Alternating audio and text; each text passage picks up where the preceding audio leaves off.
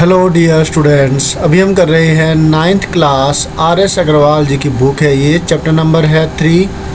Chapter का नाम है factorization of polynomials. Exercise 3C का क्वेश्चन नंबर 54 कर रहे हैं, जिसमें कि हमें मिली हुई है एक क्वाड्रेटिक पोलिनोमियल, राइट। उसकी फैक्टराइजेशन करनी है और यूज करेंगे स्प्लिटिंग द मिडल टर्म। लेकिन इसको सॉल्यूशन को करने से करते हुए हमें एक काम और करना होगा, ताकि हमारा काम जो फैक्टराइजेशन का है वो आसान हो जाए। और वो ये है कि आप इस डेनोमिनेटर को 1 करेंगे, क्योंकि यहाँ पर एक आपको रैशनल नंबर मिला हुआ है p/q में, जहाँ पर q की वैल्यू जो है वो 1 नहीं है, ठीक है। तो हमें इसको 1 फॉर्म में लाना होगा। उसके लिए हम एलसीएम का इस्तेमाल करेंगे और सबके डेनोमिनेटर में, जिसके डेनोमिनेटर में 1 है, वहाँ पर 21 लेकर के आएंगे और फिर 1/21 कॉमन लेकर के हम इसको ax² + bx + c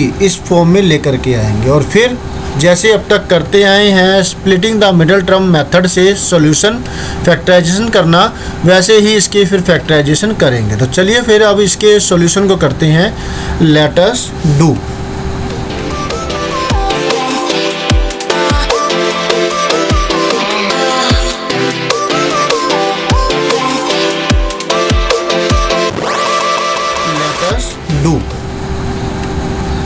सॉल्यूशन को करते हुए आपको लिखना होगा इक्वेशन को ही, मतलब इक्वेशन तो नहीं, पोलिनोमियल को। इक्वेशन तो तब होगी जब =0 समथिंग आया हुआ हो यहाँ पर, ठीक है।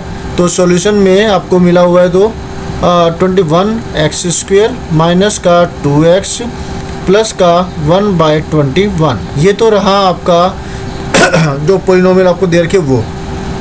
अब क्योंकि दोनों के डेनोमिनेटर में यहाँ पर 1 है और एक इसके डेनोमिनेटर में 21 है, तो हम इसको 21 बनाने के लिए ऊपर नीचे 21 से मल्टीप्लाई करेंगे और यही काम यहाँ पर भी करेंगे, ठीक है। और जब कभी आपको ऐसे मिल जाए कि मानते हैं अभी कि यहाँ 3 मिला है, यहाँ 7 मिला है और यहाँ पर 21 मिला है, तो फिर वही एलसीएम वाले तरीका होगा। फिर ऊपर नीचे हम इसके केस में मल्टीप्लाई करेंगे 3 से, तो डेनोमिनेटर में 21 बन जाएगा। और इसके केस में मल्टीप्लाई करेंगे डेनोमिनेटर में 7 से और फिर न्यूमिनेटर को भी, ठीक है। तो वो तो आपको पता ही है, रैशनल नंबर का कॉन्सेप्ट, वही हम इसके अंदर इस्तेमाल करेंगे अगर 1 के अलावा कुछ और आता है तो। क्लियर हो गया होगा आपको, ओके। तो अब क्योंकि डेनोमिनेटर में तीनों के 21 आया हुआ है, तो हम 21 मतलब 1/21 कॉमन लेंगे। यहाँ पर बचा इस टर्म के अंदर आप देखेंगे 21 × 21 441 बना और x², और अगले में माइनस और 21 2 × 42 एंड इंटू x 42 मिलता है आपको, ठीक है। माइनस का 42x और इधर तो सिर्फ प्लस का 1 बचा है, ठीक है। तो आपको जो है अभी जो पहले तरीका है उसी तरीके से इसको सॉल्व करना होगा। तो मैं अभी जो है ना यही इक्वेशन मतलब पोलिनोमियल लिख रहा हूँ 441x², ओके। ये कर्सर बड़ा परेशान करेगा। 441x² माइनस का 42x प्लस का 1, ओके। अब क्या करना है, अब हमें मिडल टर्म को स्प्लिट करना है इसको, ओके। अब हम इसे कंपेयर करेंगे, कंपेयरिंग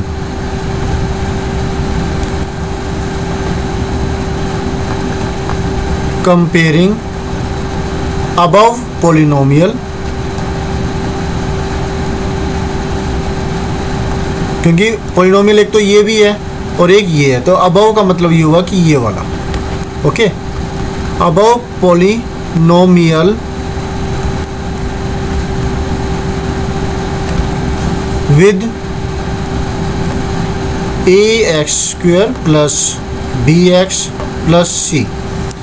अब आपको जो चीज़ें मिलेगी वो ये है, x² का कोफिशिएंट है वो होगा a की वैल्यू जो कि 441 है, ठीक है। तो a = मिला 441। x का जो कोफिशिएंट है b वो होगा ये माइनस का 42, ओके। तो b की वैल्यू मिली आपको -42 और जो c है वो है ये 1 कांस्टेंट टर्म। और अब आपको निकालना है ए सी की वैल्यू को। ए सी इज इक्वल टू 441 जो कि ए की वैल्यू है मल्टीप्लाई में 1 सी की वैल्यू। 441 में अगर आप देखें तो फिर आपको पॉजिटिव वैल्यू आ रही है। पॉजिटिव का मतलब हुआ कि ऐड करने पर आना चाहिए बी की वैल्यू -42 और मल्टीप्लाई करने पर आपको मिलना चाहिए ए सी की वैल्यू 441। बाकी ये एक सीधे से भी ये कोई जो सॉल्यूशन है हो सकता है, क्योंकि यहाँ 441 जो है पूरा का पूरा एक परफेक्ट स्क्वायर है और 1 भी परफेक्ट स्क्वायर है और ये 2ab फॉर्म आ जाती है। तो आप इसको ऐसे भी कर सकते हैं, लेकिन स्प्लिटिंग द मिडिल टर्म का ही इस्तेमाल कर रहे हैं। एक बार देख लीजिए कैसे मैं बता रहा हूँ। 1/21 है, इसको आप लिख सकते हैं 21x का स्क्वायर माइनस का 2 मल्टीप्लाई, मतलब समझ में आ रहा है आपको। बीच की टर्म अगर छोड़ भी दे दो, इसको हम +1 का स्क्वायर। आपने देखा कि ये दोनों के दोनों परफेक्ट स्क्वायर्स है। और अगला जो है, अगर 2 मल्टीप्लाई में ये फॉर्म आती है तो फिर आपका ठीक है, ये फार्मूला यहाँ इस्तेमाल हो जाएगा। तो आप देखेंगे दोनों को सॉल्व करें तो ये बनता है -42x। तो ये हुआ कौन सा जो आइडेंटिटी लग रही है यहाँ पर, वो है a square -2ab + b square की आइडेंटिटी, जो कि बराबर होती है a - b के स्क्वायर के।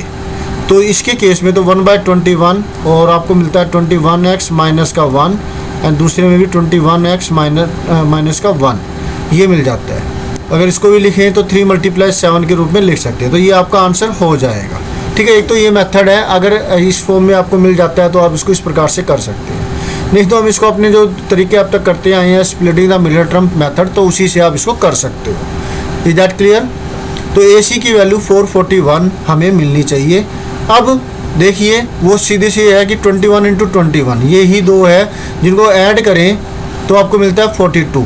ठीक है, अब बात आती है माइनस की बात करें तो दोनों के साथ माइनस लगा देते तभी आपको माइनस का 42 मिलेगा। -21 और -21 को अगर आप ऐड करें, -21 आपको मिलता है -42 और -21 मल्टीप्लाई -21 करें तो आपको मिलता है ये जो प्लस का 441 जो कि ए सी की वैल्यू, जो कि यहाँ पर हमने कंडीशन रखी थी। क्लियर हुआ आपको? तो 21 ही हमारे जो है टुकड़े हो जाएंगे और दोनों का निशान माइनस का आएगा। तो इसको हम लिखेंगे 441x स्क्वायर माइनस का 21x माइनस का 21x प्लस का 1। तो स्प्लिटिंग द मिडिल टर्म तरीके से इसको अभी हम सॉल्यूशन को कर रहे हैं। दोनों में कॉमन जो आ रहा है वो है 21 और साथ में x, और इन दोनों में दूसरी टर्म को माइनस करने के लिए यहाँ प्लस का है तो माइनस करने के लिए माइनस का कॉमन लेंगे और दोनों में 1 ही कॉमन आ रहा है। क्लियर हुआ? तो कॉमन 21x लेने पर 441x स्क्वायर और माइनस का 21x दोनों को ही हमें डिवाइड करना है जो हमने कॉमन लिया, मतलब 21x से। और दूसरे में -1 से कॉमन लिया है हमने, -1 21 माइनस का 1 कॉमन लिया तो माइनस का 21x और प्लस का 1 दोनों को डिवाइड करेंगे माइनस के 1 से। क्लियर हुआ? अब आपको मिलता है 21x और यहाँ सॉल्व करें तो जो कट रहा है, जो वैल्यू कट रही है, जो सॉल्यूशन जितना सिंप्लीफाई होता है उतना कीजिए। 21 1 जा 21, ये भी 21 आ जाएगा। x से x स्क्वायर से x कट जाएगा, मतलब x से x स्क्वायर कट जाएगा, मतलब एक तो हट जाएगा ना x। 21x और यहाँ तो पूरा कट गया ये 21x, तो माइनस का 1 रहा।